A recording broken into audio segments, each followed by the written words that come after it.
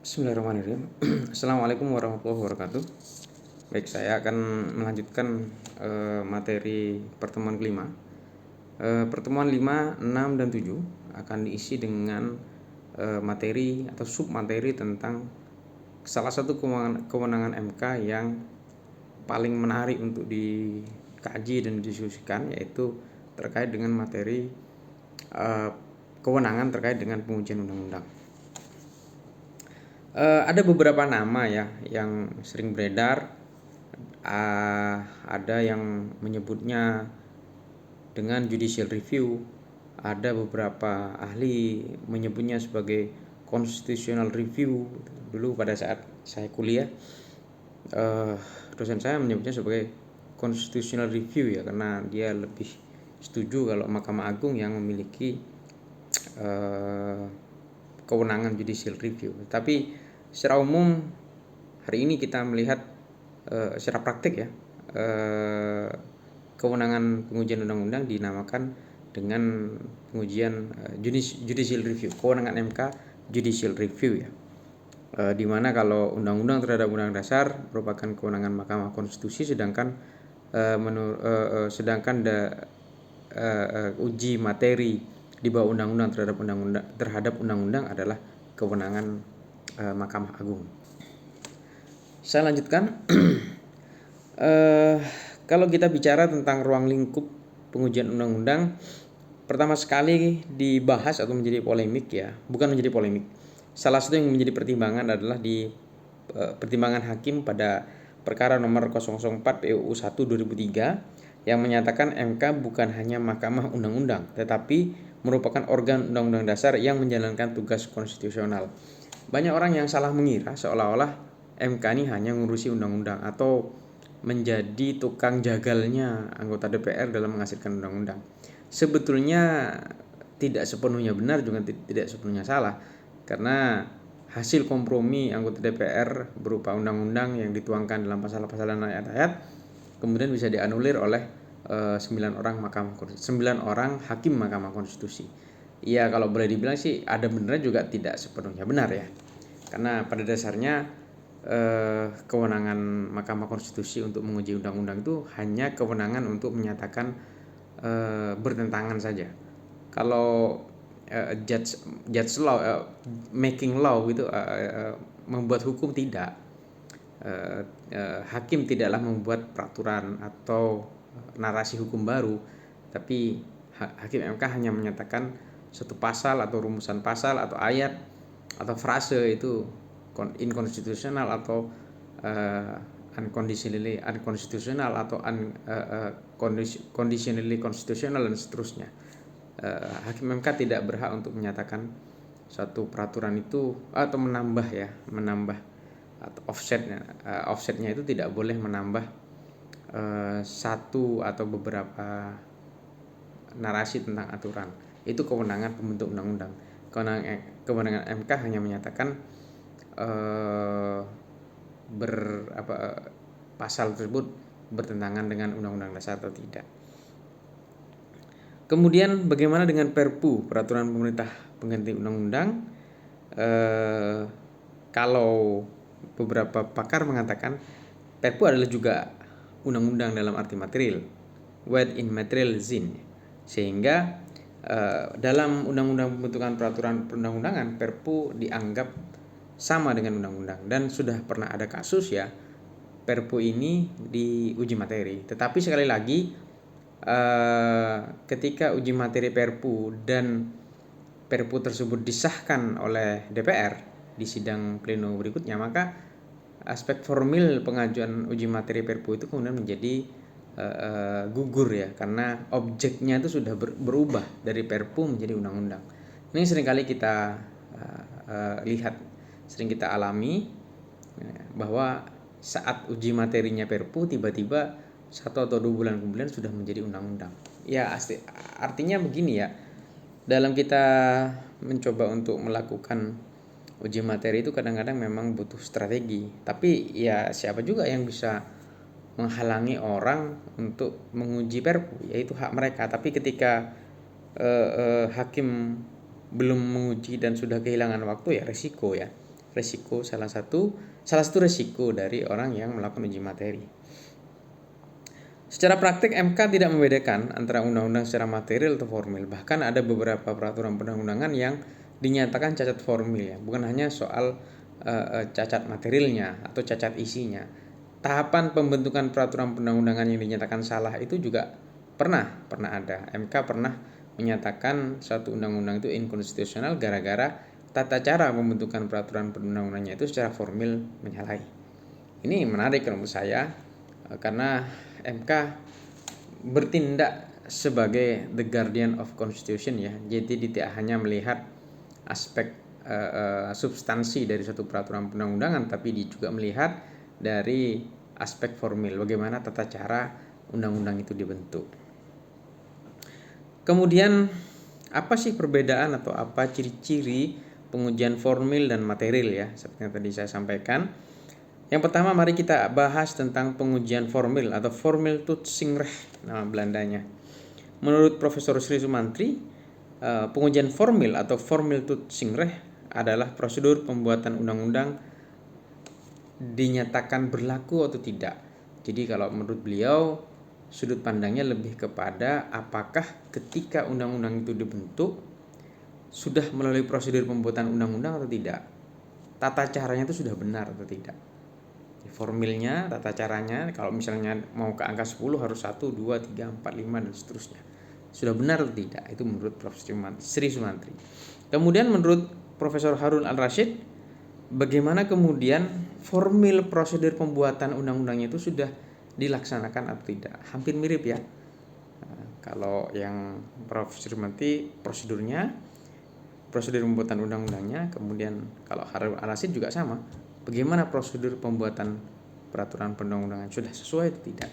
Kemudian kalau Prof. Jimli melihat prosedur, apakah ada aspek atau bentuk dan pembelakuan undang-undang yang sudah tepat atau tidak? Diberlakukan kapan?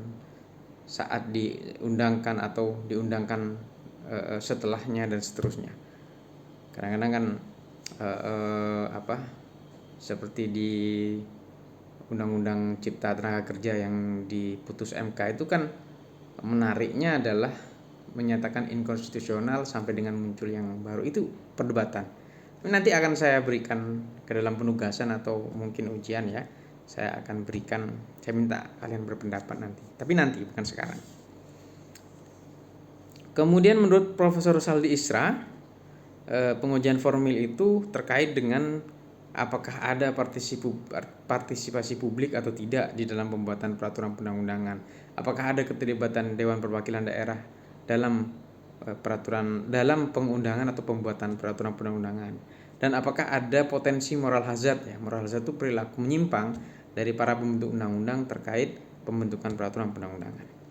Kemudian kalau tadi bicara tentang pengujian formil, maka beralih ke pengujian material atau material toetsingrecht. Menurut Profesor Harun Al-Rashid, isinya atau konteksnya apakah bertentangan atau tidak dengan peraturan lebih tinggi. Maka ketika undang-undang dibuat, kontennya atau materinya itu bertentangan tidak dengan materi di Undang-Undang Dasar 1945. Banyak ya, salah satu yang paling banyak dan sering dikutip itu adalah ketentuan tentang penguasaan negara terhadap ekonomi dan sumber daya alam. Itu banyak undang-undang yang menarik ya, banyak uji materi yang menarik di situ. Kemudian Prof. Jimli selain bertentangan juga soal lex specialis dan generalis. Ini isu utama ya, dan kadang-kadang memang ada dua undang-undang yang mengatur satu objek yang sama, duanya sama-sama undang-undang. Ambil contoh misalnya undang-undang tentang geotermal atau panas bumi, itu diatur di dua undang-undang sama-sama mengatur hal yang sama, satu objek ya. Itu juga butuh sinkronisasi dan bisa jadi memang kalau diuji materi bisa jadi batal salah satunya. Kemudian menurut Profesor Dr. Marwar Arsiaan, mantan anggota MK ya, pengujian terhadap undang-undang dasar jangan hanya dilihat pasal tapi harus holistik. Contohnya undang-undang ketenaga listrikan, soal unbundling dan kompetisi. Ini yang tadi saya sampaikan. Pasal tentang di Undang-Undang Ketenagalistrikan ini menjadi viral saat itu ya, karena MK kemudian membatalkan satu frase atau kalimat tentang kewenangan untuk unbundling namanya. Unbundling itu mengikat. Jadi kalau misalnya urusan itu diikat jadi satu, oleh MK dilepas sehingga buyar, ambiar. Ini sempat ramai waktu itu undang-undang ketenaga listrikan karena MK menganggap spiritnya itu adalah privatisasi. Sehingga saat itu banyak orang yang merasa MK ini sudah bertindak sesuai dengan marwahnya. Tapi ada juga pihak yang nggak senang terkait dengan MK berbuat seperti ini karena mereka menganggap MK tidak pro terhadap investor. Seperti itu ya. Selalu ada pro dan kontra di dalam putusan-putusan Mahkamah Konstitusi. Kemudian kalau kita bicara pengujian undang-undang, maka kita juga akan bicara tentang siapa yang berhak. Menurut Pasal 51 ayat 1 Undang-Undang MK, legal standing atau orang-orang yang berhak atau pihak yang berhak melakukan pengujian undang-undang itu ada 4. Yang pertama adalah perorangan warga negara Indonesia. Perorangan ya, satu orang-orang per orang. Kemudian yang kedua kesatuan masyarakat hukum adat, nanti akan saya jelaskan ya satu persatu. Yang ketiga badan hukum publik atau privat. Yang keempat adalah lembaga negara. Unsurnya yang pertama adalah betul yang bersangkutan, apakah dia adalah kesatuan masyarakat hukum adat itu sendiri atau lembaga negara atau badan hukum publik atau privat. Yang kedua unsurnya adalah mempunyai hak. Karena bisa jadi dia warga negara tapi tidak punya hak atau tidak memiliki causal verban terhadap undang-undang tersebut. Yang ketiga unsurnya adalah hak tersebut terbukti telah dirugikan. Misalnya munculnya undang-undang dia dirugikan, yang dirugikan warga masyarakat X, Kabupaten X misalnya. Tapi yang menjadi pemohon penguji undang-undang adalah warga masyarakat Y, Kabupaten Y. Itu enggak. Orang yang enggak punya legal standing. Mari kita bahas satu persatu ya. Yang pertama adalah perorangan warga negara Indonesia. Pertanyaan sederhananya bagaimana jika pemohonnya adalah warga negara asing? Ini pernah terjadi waktu itu PUU tentang undang-undang narkotika. Waktu itu pemohonnya adalah warga negara Nigeria kalau tidak salah. Secara umum putusan hakim saat itu menyatakan tidak dapat diterima karena mereka berpandangan bahwa yang berhak adalah warga negara Indonesia. Tapi yang unik waktu itu ada 3 orang hakim yang menyatakan memiliki pendapat yang berbeda atau dissenting opinion. Mereka beranggapan bahwa asas universalitas di dalam undang-undang itu mengikat para pihak selain WNI. Saya ambil contoh begini. Misalnya nih, undang-undang narkotika. Setiap orang dilarang mengkonsumsi obat terlarang dan seterusnya misalnya, atau ganja misalnya, atau psikotropika ganja misalnya. Maka undang-undang tersebut tidak hanya berlaku bagi WNI, dia juga mengikat bagi warga negara asing. Atas dasar itulah ada 3 hakim MK yang menyatakan dissenting opinion. Seharusnya warga negara asing juga boleh untuk melakukan uji materi. Tapi 6 hakim yang lain menyatakan tidak sependapat. Mereka menganggap bahwa hak konstitusional itu hanya melekat kepada warga negara Indonesia. Apapun itu, apapun keputusan hakim, tentu ini menjadi khazanah pengetahuan saja buat kita. Pernah ada WNA yang uji materi dan putusannya dinyatakan tidak dapat diterima. Artinya dia tidak memiliki legal standing nih WNA untuk melakukan uji materi undang-undang. Menurut 3 orang hakim yang dissenting opinion itu, Pak Harjono, Ahmad Rustandi, dan Laica Marzuki. Menurut Pak Harjono, karena dia undang-undang dinyatakan setiap orang dan undang-undang berlaku umum, maka dia juga termasuk WNA, seperti yang tadi saya sampaikan. Menurut Pak Ahmad Rustandi, undang-undang tersebut nyata-nyata bertentangan. Jadi korbannya bisa siapa saja, baik WNI maupun WNA. Sedangkan menurut Pak Laica Marzuki, beliau berpendapat not just citizen right but equal right too. Jadi bukan hanya soal urusan warga negara atau tidak warga negara, tapi namanya undang-undang itu mengikat publik secara umum. Maka undang-undang tersebut harus diberlakukan secara equal, baik penerapannya maupun hak appeal-nya, hak bandingnya terhadap undang-undang tersebut. Sehingga ketiga hakim tersebut berpendapat WNA boleh. Tapi sekali lagi putusan MK itu kan bulat, keluarnya bulat, walaupun ada pendapat berbeda, mereka bersepakat untuk WNA case close ya, tidak ada tempat bagi WNA untuk menyatakan pernah ada putusan yang menyatakan bahwa WNA tidak boleh untuk menjadi pemohon pengujian undang-undang. Legal standing kedua adalah kesatuan masyarakat hukum adat. Menurut pasal 18B ayat 2 Undang-Undang Dasar 1945 ada beberapa syarat-syarat ya.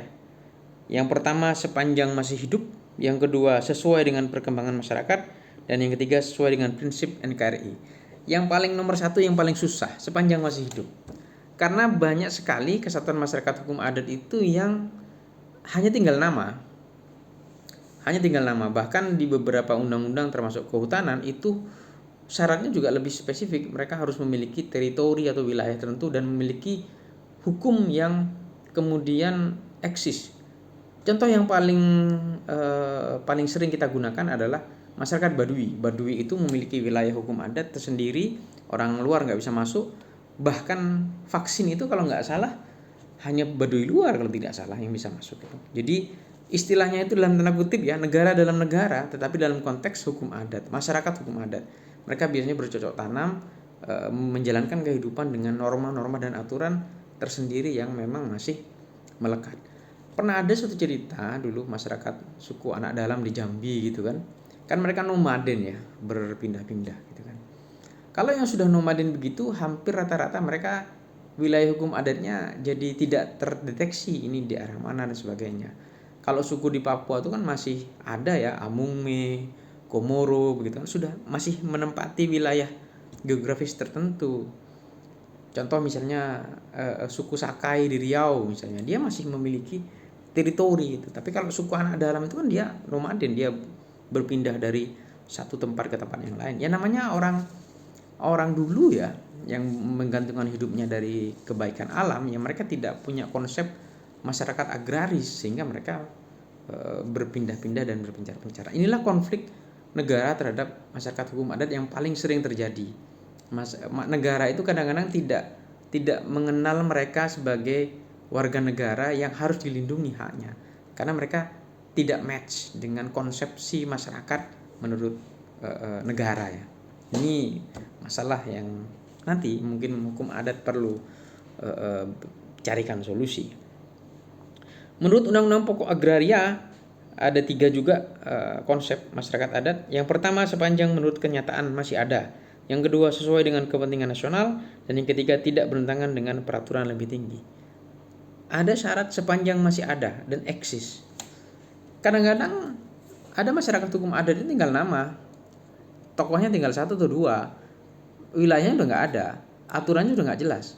Ya tapi karena mereka dulu anak keturunannya udah kawin dengan masyarakat luar begitu kan, ya mereka masih menganggap dirinya kesatuan masyarakat hukum adat. Yang begini-begini ini kadang-kadang perlu penelitian lebih lanjut dari Majelis Hakim MK, apakah betul-betul mereka masyarakat hukum adat atau tidak. Yang ketiga menurut Undang-Undang Kehutanan, yang pertama masyarakatnya masih ada dan dalam bentuk paguyuban. Paguyuban itu Gemeinschaf ya, dalam bentuk belum ada norma yang secara strict atau rigid mengatur mereka. Kemudian ada kelembagaan perangkat adat, ketua adat, pimpinan adat. Hampir rule-nya itu diciptakan oleh mereka dan dilaksanakan dan diawasi oleh mereka sendiri. Ya istilahnya negara dalam negara tadi itu. Jadi mereka bahkan tidak mengenal hukum normatif, hukum kita, hukum positif kita. Jadi mereka diakui oleh kita dan mereka menerapkan hukum positif mereka sendiri ya, versi mereka ke dalam kehidupan keseharian mereka. Kemudian memiliki wilayah hukum adat dan memiliki peranata.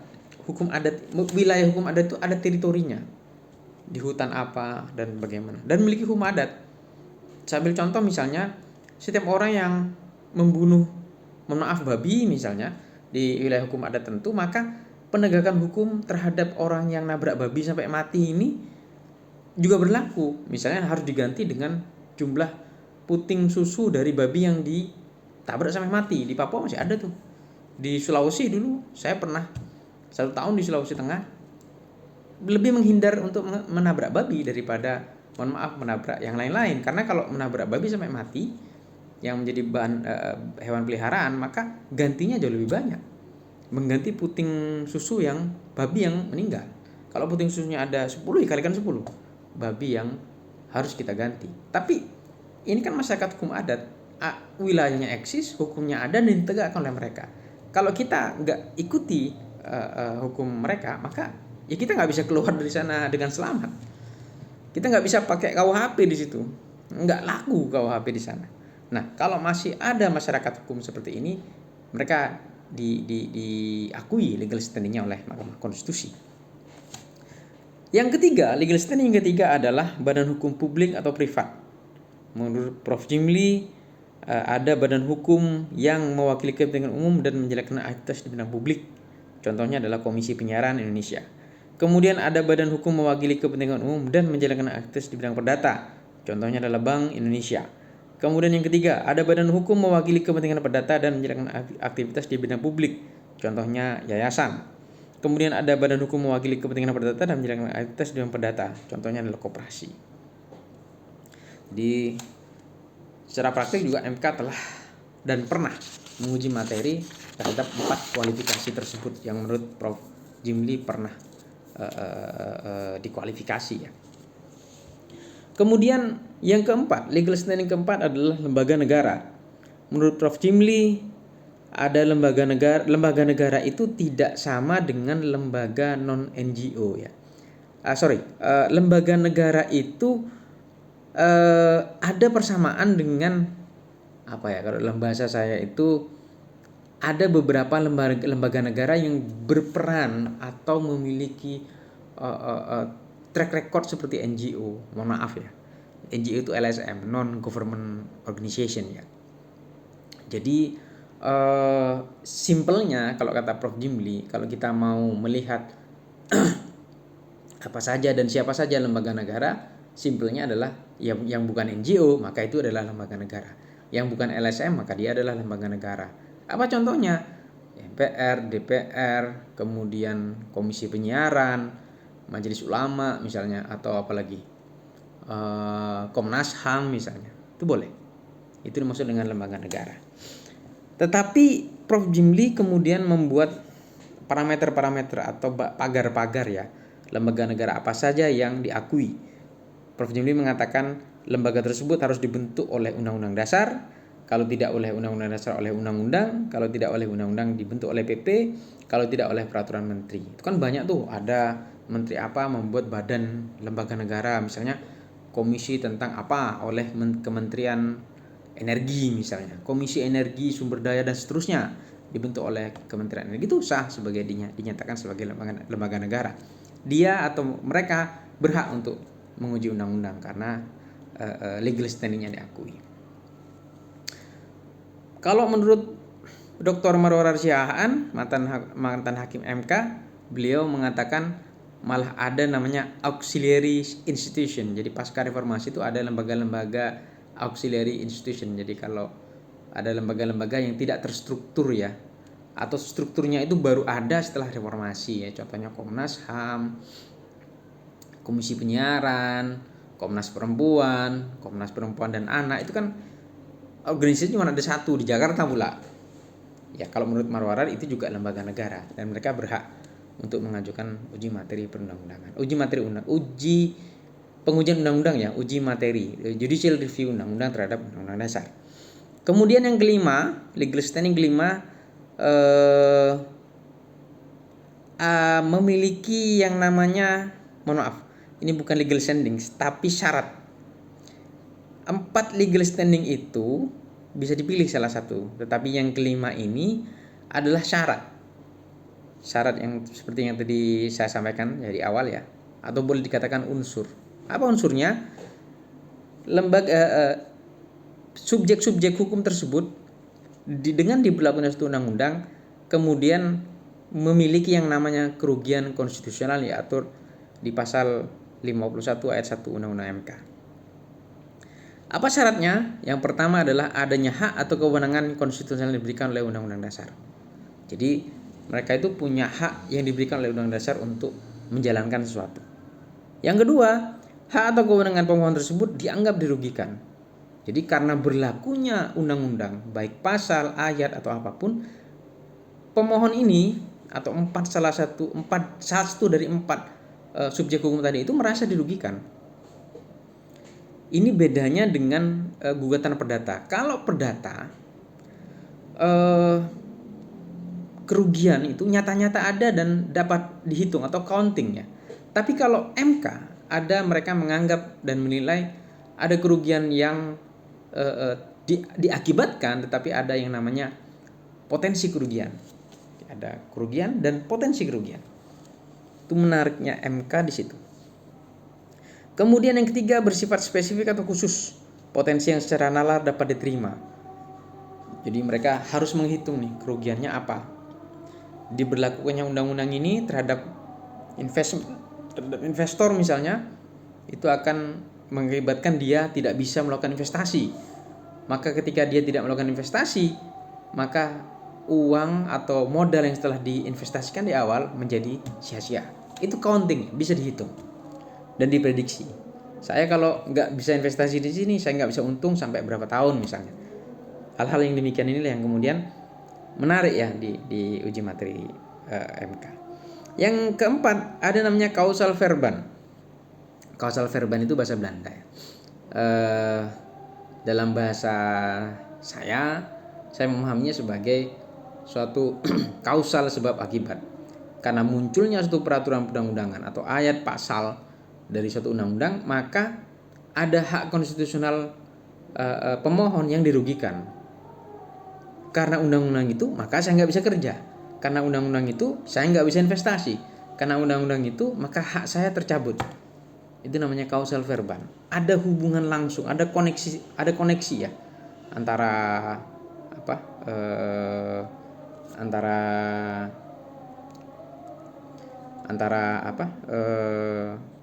munculnya undang-undang dengan dengan kerugian konstitusional pemohon. Kemudian yang kelima atau yang terakhir, jika dikabulkan, kerugian itu tidak akan terjadi lagi. Jadi memutus potensi kerugian namanya. Kalau ini disahkan, maka kemungkinan kerugian ini tidak akan terjadi di masa yang akan datang.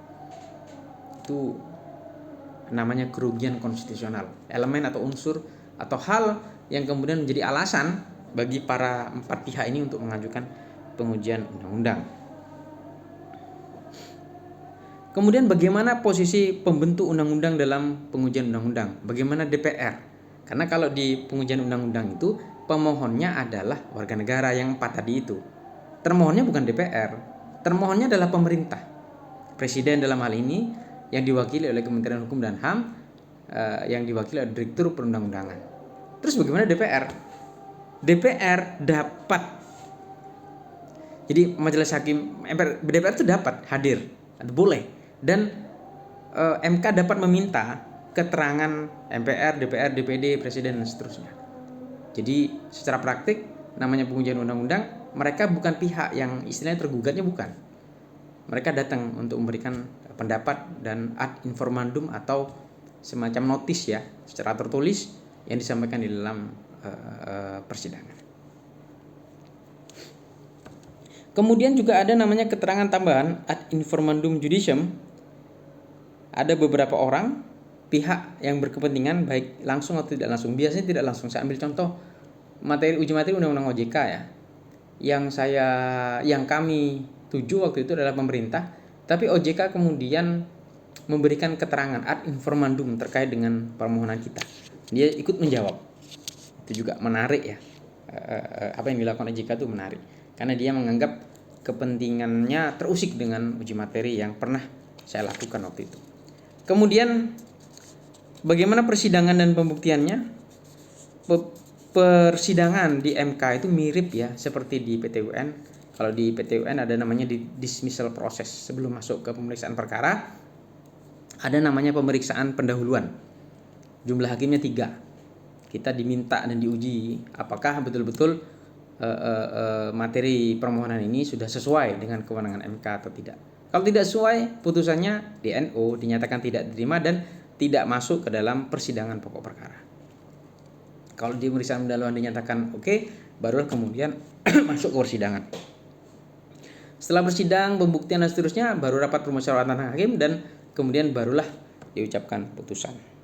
Ada beberapa putusan, yang pertama ditolak, on verklag, yang ketiga diterima, atau nah ini yang menarik. Nanti akan saya buatkan tugas buat kalian ya. Namanya konstitusional bersyarat, conditionally konstitusional, atau tidak konstitusional bersyarat, conditionally unconstitutional. Kemudian juga ada penundaan keberlakuan putusan dan perumusan norma dalam putusan. Jadi ada beberapa macam putusan MK, dan bagi saya itu semuanya menarik. Oleh karena itu saya berharap nanti kuliah ini akan saya lanjutkan di pertemuan 6 dan 7 dengan tugas dan presentasi. Jadi pertemuan 6 dan 7 nanti isinya adalah tugas dan presentasi. Siapa yang akan diberi tugas dan siapa yang akan melakukan presentasi nanti akan saya jelaskan di dalam penugasan di study. Sekira itu yang bisa saya sampaikan terkait dengan materi pengujian undang-undang. Terima kasih atas perhatian kalian semua. Billahi taufiq wal hidayah. Assalamualaikum warahmatullahi wabarakatuh.